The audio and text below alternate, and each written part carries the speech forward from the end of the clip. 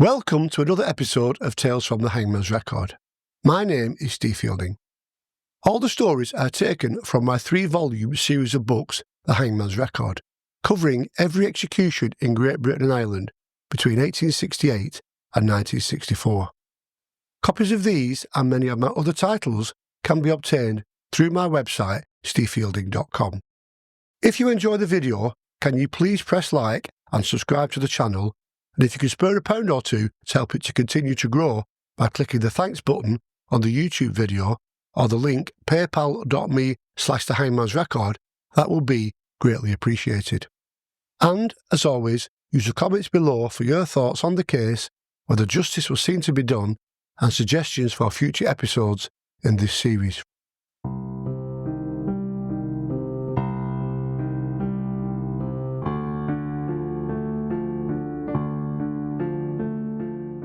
Today's tale from the Hangman's Record takes us back to the end of May 1963. In the UK, it is now a decade since the coronation of Queen Elizabeth II. Conservative Prime Minister Harold Macmillan has had the last few months in office before he is replaced by Sir Alec Douglas-Home, and in opposition, future Prime Minister Harold Wilson becomes leader of the Labour Party. In America, 35th US President John F. Kennedy is in his final year in the White House before his untimely assassination in November that year. 1963 opened with one of the worst post-war winters, with snow on the ground in many parts of the country until mid-April. It was a year that was to see the Profumo affair lead to the Conservative government losing the next election and French President General de Gaulle vetoing the United Kingdom's entry into the European Common Market. In the space race, Russian cosmonaut Valentina Tereshkova becomes the first woman in space. In August, the Great Train Robbery takes place when thieves hold up the London to Glasgow mail train and steal over £2 million. The year would also see the deaths of authors C.S. Lewis and Aldous Huxley on the same day, and the release in the cinema of the second James Bond film, From Russia with Love, Jason the Argonauts, Cleopatra, and The Great Escape, whilst on television, the first episodes of World in Action and Doctor Who are shown. In the music charts, the Beatles finally reached #1 with their third single, From Me to You, leading to Beatlemania and Merseybeat spreading throughout the United Kingdom before hitting the US in the following year. And, in the north of Scotland, a brutal crime leads to a young killer making the short walk to the gallows to become the last man to be hanged in Scotland.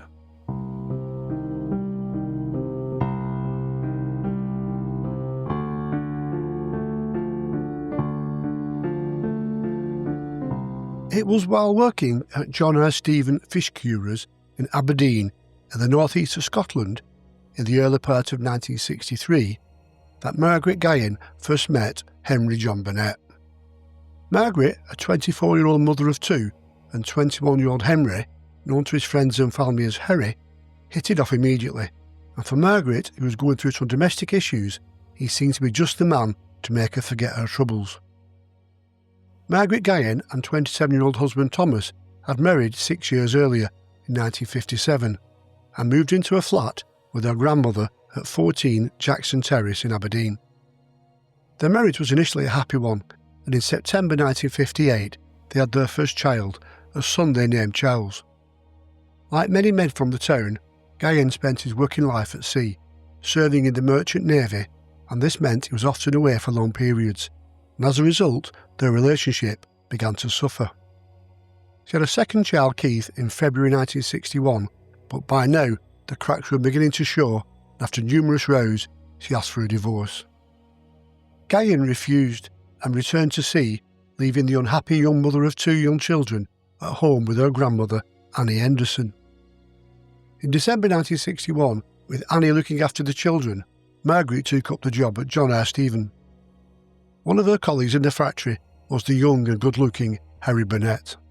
The mutual attraction was immediate, and they began a torrid affair. Within a few months, both had quit their jobs and began to spend their days together, initially at Jackson Terrace.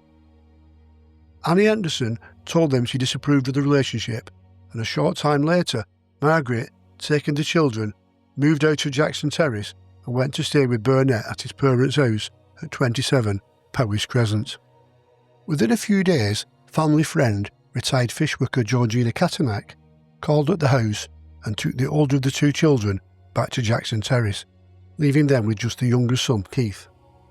On the 21st of May, the couple decided to move across the city, taking a room at 40 Skene Terrace, telling the landlord they were man and wife. Within days, the relationship began to flounder. Burnett was madly possessive and very jealous, and became convinced that Margaret would leave him to go back to Thomas. Such was his strength of feeling, he even took to locking her in the house whenever he went out. Margaret realised she would have to leave what had quickly turned into an abusive and controlling relationship. However, when Burnett could control his jealousy, they were happy enough together, and she even went as far as pursuing the divorce, saying she would get it sorted next time Tommy was in port. On Friday morning, the 31st of May, Margaret heard from her grandmother that Thomas Guyon had returned to Aberdeen on the previous Sunday, but was due to set sail again that day. Along with Burnett, they called to the shipping office to be told his ship was now back at sea, but minus Thomas Guyon, who had failed to report for duty. Determined to sort out the situation and getting to agree to a divorce, Margaret told Burnett to return to the flat while she alone sought out her husband. As they parted, Burnett said that if he didn't agree to a divorce, he would get someone to do him in. Margaret and Thomas met at the White Cockade Bar in the Tory district of the city shortly after lunchtime. They talked and shared a drink, and then another, and as they talked, she realised that although they may have had their problems, Tommy wasn't in any way as controlling and jealous as her new lover, to the extent he was prepared to forgive her for taking her son and moving in with Burnett if she would return to live with him. At closing time, as they finished their drinks, Margaret decided she had made a mistake in moving in with Burnett and agreed to give their relationship another chance. She now had to break the news to the controlling and madly jealous Harry Burnett.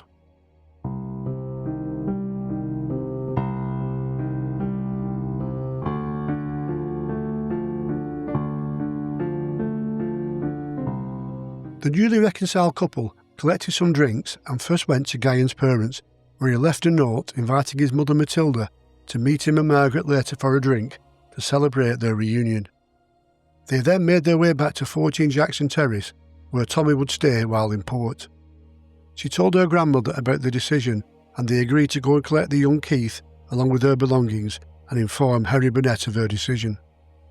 At 4 o'clock that afternoon, in the company of her grandmother and Georgina Catanack, Margaret returned to Skene Terrace. She told Burnett she had come to collect her son and her belongings and was moving back. Burnett didn't know much about Thomas Guyon and had never seen him other than a family photograph, but he knew when he was in port, he stayed at her grandmother's. As the taxi waited, Annie Henderson took hold of the young child, and Georgina Catanack helped Margaret gather up some of her clothes and few possessions. Burnett became enraged. "You're not leaving me, Margaret," he repeatedly shouted. As Annie and Georgina went outside and began to load things in the taxi, Burnett began to swear and make threats. He followed the women outside and asked Annie if Margaret was going back to her husband. "I don't know," she replied, "but she's not getting a divorce." Burnett stormed back inside, and after an angry exchange of words, he picked a knife up off the sideboard and rushed towards her. They struggled, and he cut her neck with the blade and then began to choke her until she fell limp in his arms. Without waiting to see if Margaret was seriously injured, he let her slump to the floor before storming out of the house. Fortunately for Margaret, the cut was only minor, and neither was she badly injured during the attempted strangulation. She threw the flat key onto the table, walked outside to the taxi, and returned to her husband. Burnett walked for a while and, after calming down, called to see his elder brother Frank, who worked at a nearby petrol station. He told Frank he had cut Margaret during a fight, and he advised him to go to the police. Burnett said he would and borrowed some money off him for a taxi. He asked Frank if his wife was at home. Frank said she was probably out shopping. Burnett then left, but instead of heading to the police station, he made his way back into town, where he bumped into an old school friend. He was offered a lift and asked to be taken to Frank's house at Bridge of Don. He had by now decided how he would exact his revenge on Thomas Guyon. Calling at his brother's house at 22 Danestone Terrace, Burnett found his sister-in-law Edith was at home, and he told her he wanted to borrow Frank's shotgun. She refused, saying Frank had told her not to lend it to anyone unless he was there. They chatted for a few moments, and he then asked to use the lavatory. He entered the spare room where he knew the gun was kept, forced the cupboard door, and took a handful of cartridges and the shotgun. As Edith made a cup of tea in the kitchen, Burnett quickly bounded down the stairs and hurried out through the door, rushing to catch the buzz outside which was just pulling away. Now his destination was Jackson Terrace.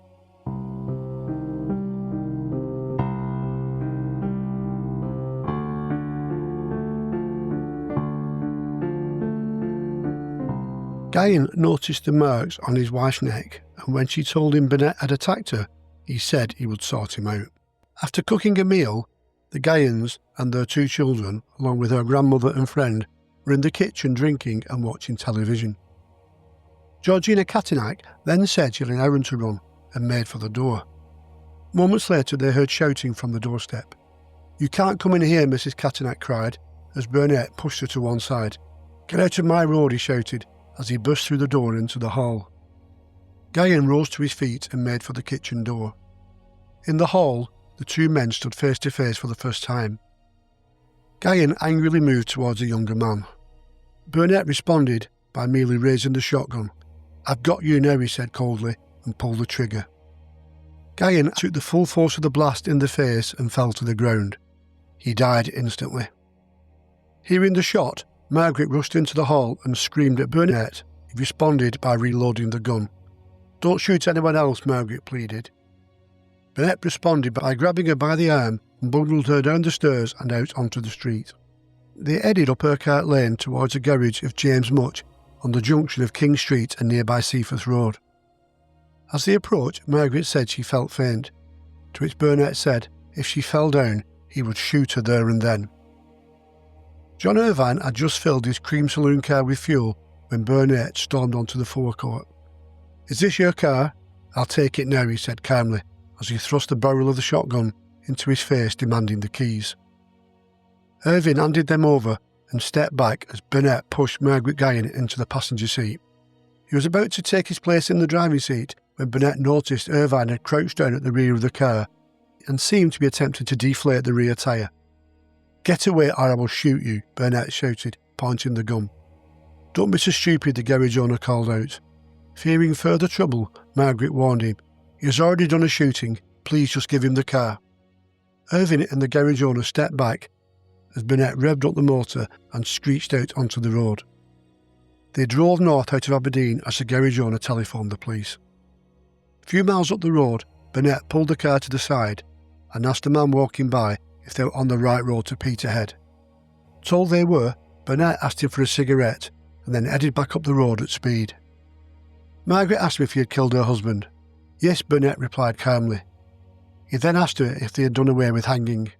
"I don't know," she replied. As they were heading towards Ellen, they were spotted by a police patrol car, warned to be on the lookout for a gunman with a hostage. As the police car tailed Burnett, he asked Margaret if she would stand by him if he gave himself up. "Yes, of course," she lied. Burnett then indicated he was slowing down, and as the car pulled to the side, he climbed out and raised both hands in the air in surrender.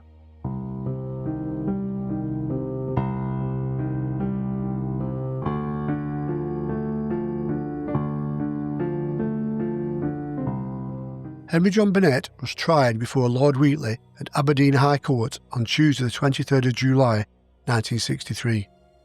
He was tried on 3 counts. First, the assault on Mrs. Margaret Guyon by cutting her on the neck with a knife and by seizing her by the throat. Second, that he had shot Thomas Guyon in the head and did murder him, such as capital murder. And thirdly, he had assaulted John Innes Irvine at the garage occupied by John Much Motors at Seaford Road, Aberdeen, and presented him with a loaded shotgun and robbed him of his motor car.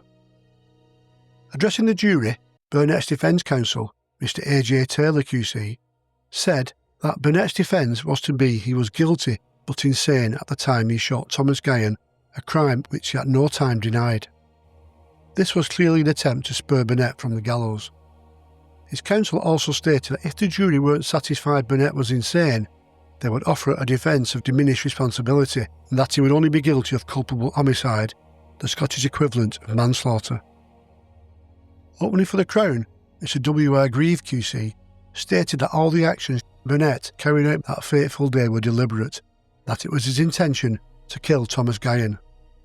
The accused went to Jackson Terrace with a loaded shotgun, with the safety catch off, pointed it at Guyon and pulled the trigger, Grieve told the jury.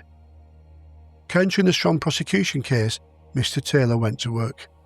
He told the court that Burnett had taken his first steps towards the scaffold before he had reached his teens. He was the fourth of 6 children, and although quite bright at school, he was let down by an appalling attendance record.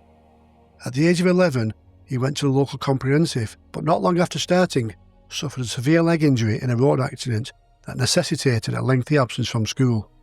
By the time he returned to class, he was a long way behind his classmates, and rather than try to catch up or restart the following year, he stayed in the class but lost interest in schoolwork and just became a troublemaker.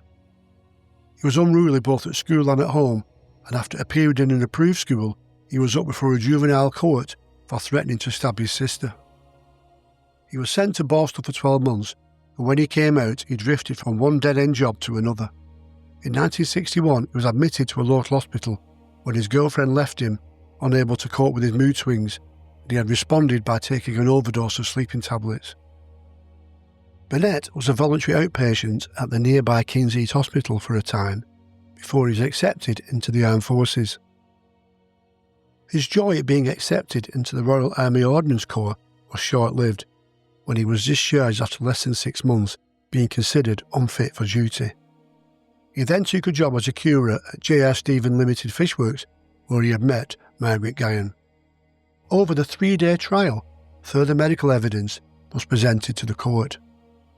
However, the prosecution's case that this was a cold-blooded murder was strong, and on the 3rd day of the trial, the jury of 10 women and 5 men deliberated for just 25 minutes before returning a majority verdict of guilty of capital murder. As Lord Wheatley pronounced the death sentence, Burnett's sister rose from her seat and began screaming and shouting hysterically at the judge and the jury, and as Burnett was ushered from the dock, she was led shouting from the courtroom. "It's all right, me loon," his mother cried as Burnett looked at her after being condemned to death. Burnett was taken to the condemned cell in the newly constructed execution block at Aberdeen's Craig Inches prison, and the date of execution was set for Thursday the 15th of August. The Victorian prison had recently had some building work done, and the new detached execution block had stood empty since completion. The death sentence caused a public uproar, as there was already a growing demand for the end of capital punishment. Burnett immediately announced that he did not wish to appeal against conviction. Despite this, strenuous efforts were made to secure a reprieve. More than 3,000 people signed the petition for clemency, and his representatives even sending a telegram to the Queen asking for her to intervene. One of the first persons to sign the petition was Thomas Guyon's mother. Awaiting the hangman, Burnett may have felt a slight comfort in the fact that although many people have been housed in the death cell at Aberdeen over the years, no one had been hanged in the city for 106 years, with the last execution here being carried out in public.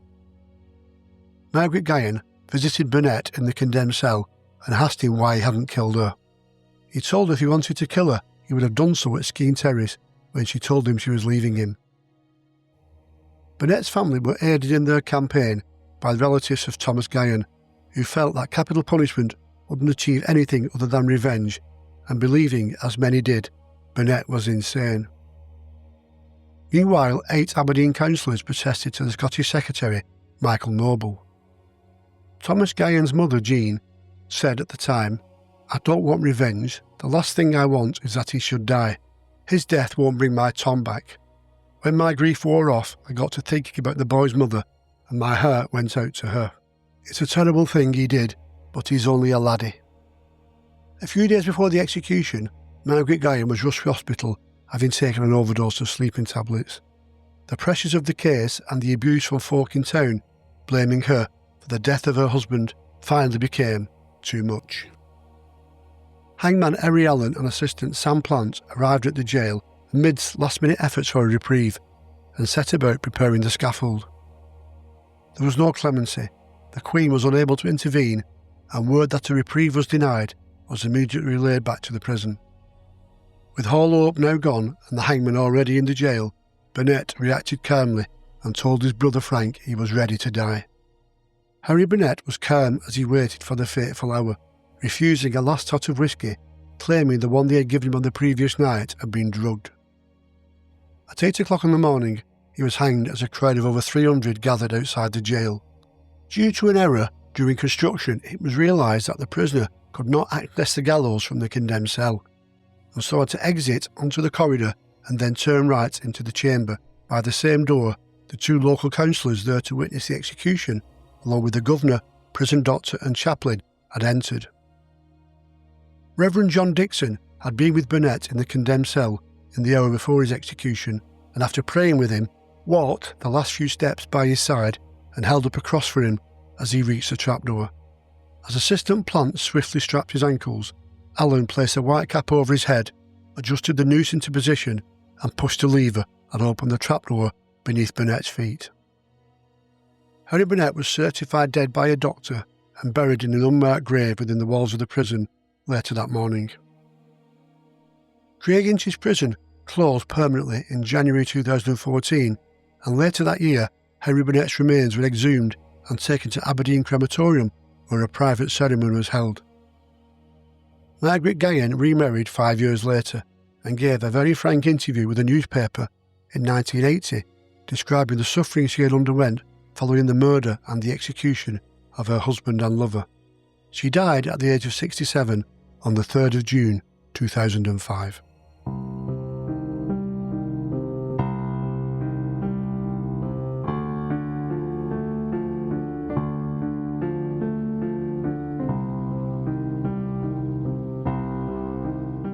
There is no doubt Harry Burnett was guilty. The main issue being, was he sane at the time? It is clear from his early admittance in hospital following a failed suicide attempt that he did suffer from some mental illness, but it was the premeditated and calm, deliberate action of stealing the shotgun before crossing the city to shoot at his love rifle that garnered little sympathy from the jury and would see him pay for his crime on the gallows. You'll be watching another tale from the Hangman's Record. Until the next time, thank you and goodbye.